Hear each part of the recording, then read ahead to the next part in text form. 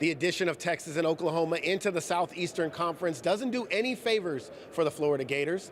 5-7 a year ago with their lone notable win coming against Tennessee puts Billy Napier directly in the hot seat as we head into 2024. Every team in the conference will have to navigate a gauntlet of a schedule, but the Gators coach might have the most on the line.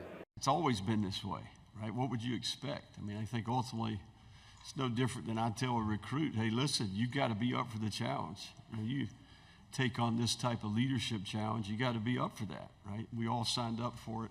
Florida's final 5 games will feature road tests against Texas and Florida State, while Georgia, LSU, and Ole Miss will have to travel to Gainesville.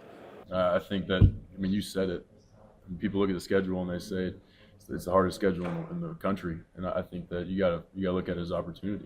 The Gators are clear on who their signal caller will be. For now, that's Graham Mertz. And when you look at his 2023 numbers, despite the record, it would be hardly considered a failure.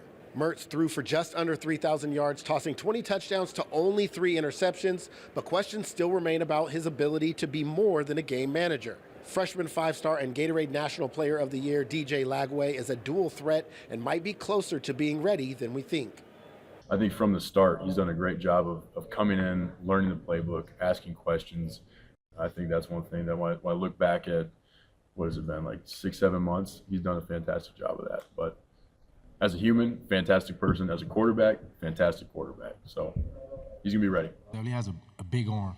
He can sling it, 60, 70 yards. And I'll say that DJ, he comes in ready to learn. I mean, he's always with Graham in the playbook, on the field, going through certain progressions, drops. So I feel like he's going to be pretty good in the upcoming years. Montrell Johnson Jr. will lead the backfield and have to lead a running back room that includes freshman Jaden Baugh, who had a nice showing this spring, Trayon Webb, and Cam Carroll to fill the void left behind by Trevor Etienne.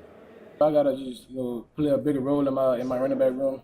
Just knowing that I'm the oldest guy, the head guy, and just taking accountability. Just knowing that I gotta teach those guys my ways, the way the program is ran, and just telling them that they gotta start with a routine.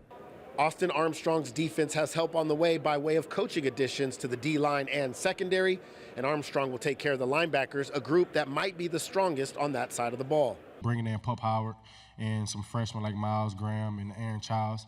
We bring in a lot of skill with a lot of vets in the room like myself, Derek Wingo, Ronald Moulton.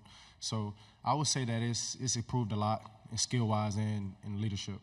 On another positive note, the Gators were very active in the transfer portal, ranking in the top 20. Florida hasn't seen double-digit wins since 2019, and the 4-year drought is the longest in Gainesville since the 2002 to 2005 season.